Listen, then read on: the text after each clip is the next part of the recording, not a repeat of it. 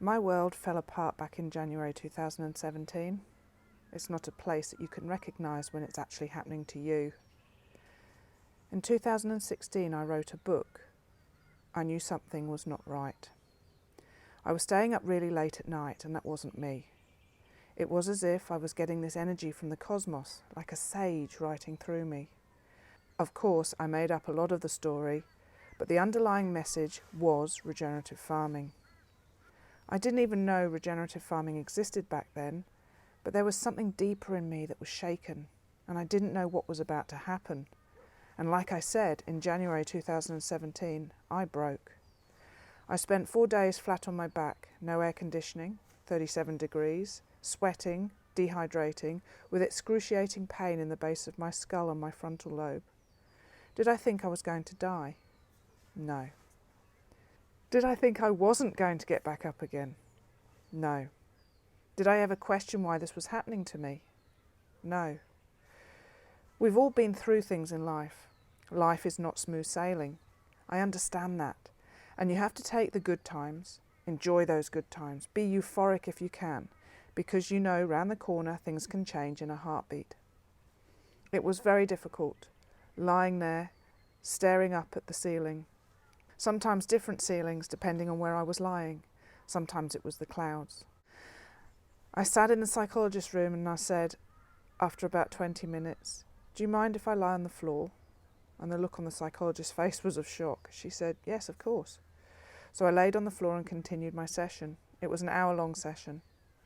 That was when I got out of hospital. I remember saying to the nurse, "I feel so sad. I'm not depressed. I've suffered with depression before. This is not depression. I'm just sad. Would you like to go and see a counsellor?" Yes, I think that's a good idea." "Do you want to go home?" No. I need to be in here for as long as possible." I knew I needed to be able to get out of bed, walk down the corridor of the hospital, get outside and put my face under the sun. That was what I was aiming for.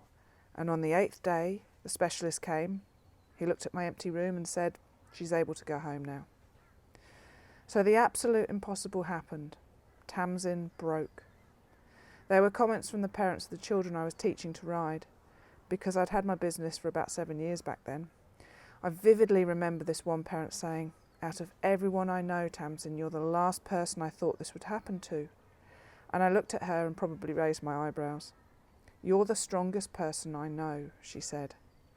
"Yeah, I know." I thought something has to be done. There's a reason I'm in this position. There's a reason I've had an autoimmune disease, and there's a reason I'm feeling so much pain. And just to clarify, I believe my body reset itself when I broke.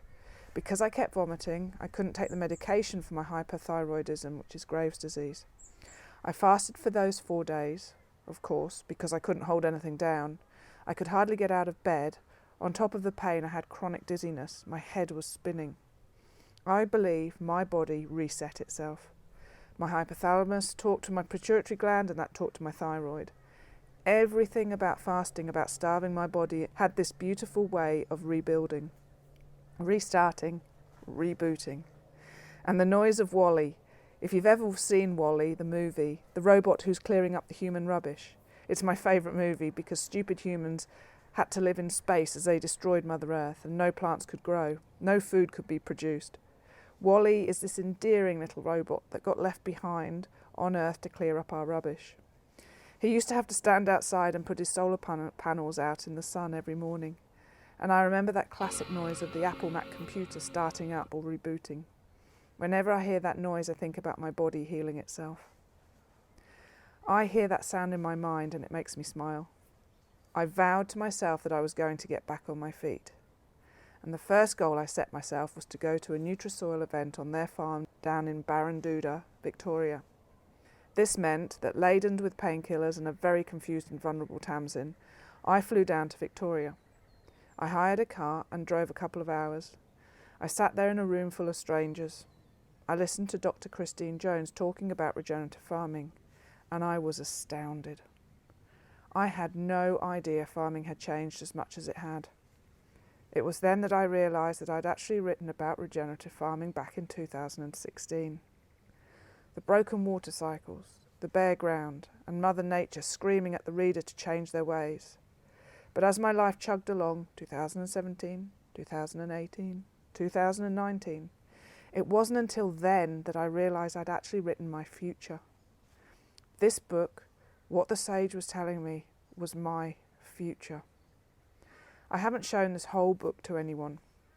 Only a select few have seen the first couple of chapters because I really need to tidy it up as best I can, not being a writer, but enjoying writing all the same.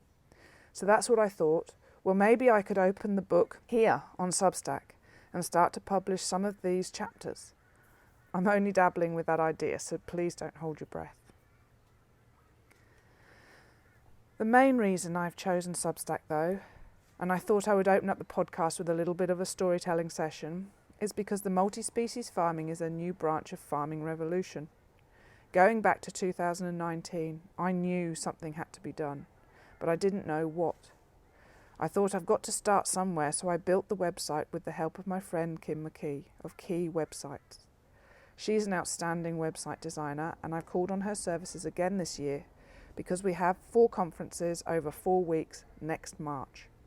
There's a landing page on my website, farmingrevolution.com.au, and even if you're not interested in conferences or retreats or events or field days, go and have a look. Because most of you have been here from day one, most of you signed up from the home page on the website. You wanted to watch the video, the documentary I made of Soil and Seed. Now you're able to fully immerse yourselves in this new adventure. See how far I've come in 6 years. I've set goals, I put one foot in front of the other. I don't give up. I fail a lot, but every time I fail, I learn, I acknowledge it, I accept it, I move on. I'm always thinking, but most of all, I have found people who are absolutely on the same path as me. Older, younger, doesn't matter. When I say multi-species farming to them, they get it instantly. There is no explanation needed. Multi-species farming is about animals, plants, humans, microorganisms, and everything that ties us together. Sunlight, water, nutrient cycles, landscape function, covering the ground at all time, minimal soil disturbance. All of these things ultimately increase the biodiversity on every single level. Regeneration is about improving what you have as much as you can with what you've got in this moment in time. That is what being regenerative really means. Even more importantly, have a look at yourself. Know that there is a point in time when things stop, when illnesses and diseases set in, when you may find yourself crippled in one way or another, but it's normally through pain. And understand this, do not look back.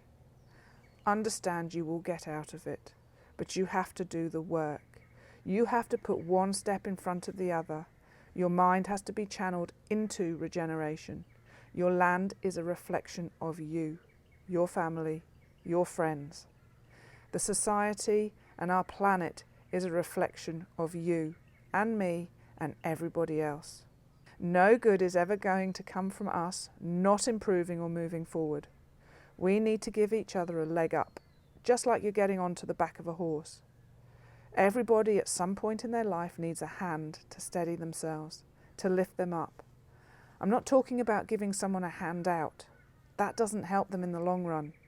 I'm talking about a meritocratic society, one based on hard work and compassion towards our fellow human beings. This means we are here to help each other. We're here for each other.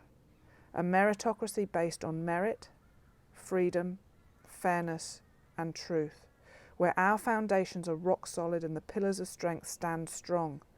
But we cannot be strong when we do not understand our weaknesses. These we need to address. There are 7 pillars of integrity: physical, mental, spiritual, emotional, intellectual, cultural, familial. Lean into these pillars and find which one needs work. Only you can do this. Look deep within yourself and recognize where your problems or limitations are.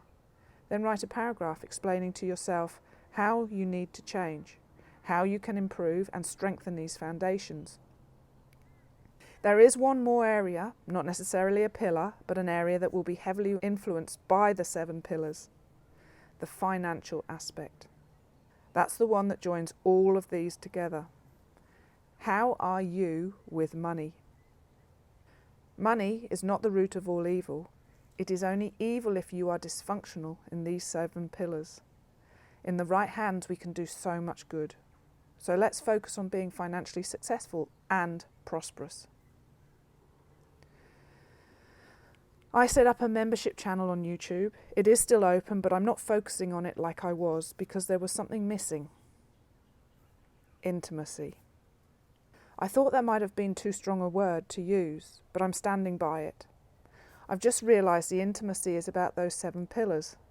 The intimacy that I believe I'm searching for is more about interaction. It's about a closeness with words, with storytelling. It's about lifting other people's spirits so that they can succeed. You can become the person that you might not even believe is possible. When we set boundaries, we cannot cross those boundaries. It's like building a fence to contain our animals. There is a way we can manage these, of course, but for our own well-being, we need to bulldoze those fences in our minds. Take down those boundaries. Know that there are no limits. There are simply no limits. It's the difference between being able or being capable. We're all able to do something, but are we actually capable? This leads us on to my language sessions. Don't think you've heard this before because this is coming from me, a creative person that has seen so many people stumble and fall because their perception gets in the way. And this is where perception versus perspective. Your perception on something may be completely skewed, completely biased, completely interfered with. It's like when you meet somebody for the first time and then your friend says that they don't particularly like them. Straight away they've ruined it for you. You were open to receive and they've shut the door. No, they don't like them, so there must be something wrong with them. That's what I want to avoid. To have a supple and flexible mindscape means you put things into perspective. Leave your perceptions behind. By opening up with language sessions with just 2 words allows people's minds to derail off their usual track. I'm using it as an interference to the norm, and it could be something like procrastination versus avoidance. We use procrastination as a negative place to be, but is it? That's how I opened up the live session with Stuart Andrews, Karen Jarling and Kevin Elmy. The topic was landscape function, because I believe that we do need to procrastinate, but when it becomes an avoidance technique, that's when it becomes malicious and negatively affects our attempts at success. And we don't want procrastination to be malicious. We want procrastination to be our friend. These podcasts are definitely going to be different. It's a chance for you to contemplate without prejudice and ultimately enjoy these stories.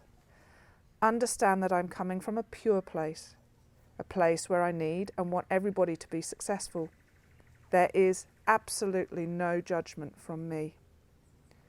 Multi-species farming is the start of something brand new.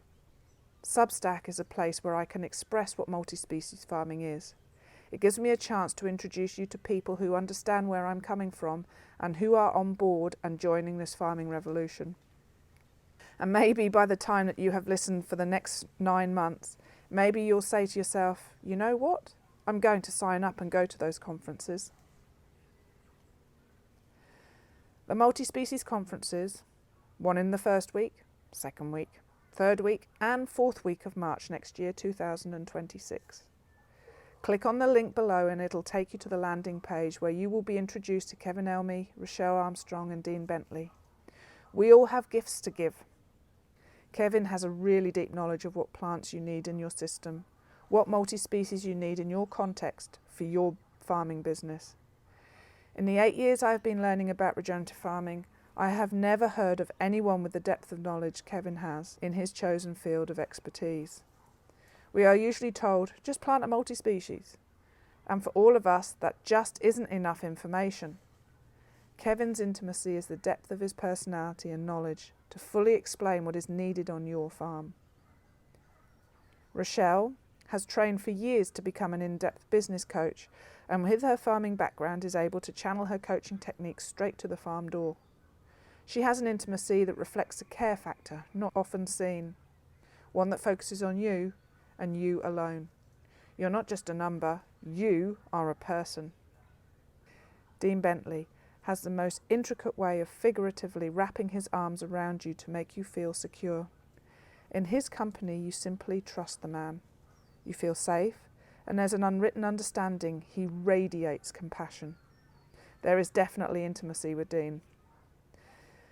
Then there's me, tying everyone and everything together, holding space for us all to achieve our goals, to make sense of multi-species farming, and to get the best out of our businesses. Intimacy for me is about time and effort spent. There is nothing superficial about multi-species farming. The four of us combined creates a beautiful synergy, an aura of attraction, an intimacy for our emotional, mental, spiritual and intellectual pillars to grapple with life. Where the 7 pillars, once balanced and connected, rebuild those foundations so we are strong. This is the way forward. This is for the greater good. So thank you for subscribing, and if you haven't subscribed to Substack, then click on the link below. Most of all, thank you for listening. Thank you for being here, being part of this farming revolution, because 2019 feels a very long time ago. And I'm here to learn. I'm here to learn off you. We're here to bounce ideas off each other. That's what it's all about. It's an intimacy through storytelling. This is the Multi-Species Farming Podcast, brought to you by Tamsin Revell from the magical land of Oz.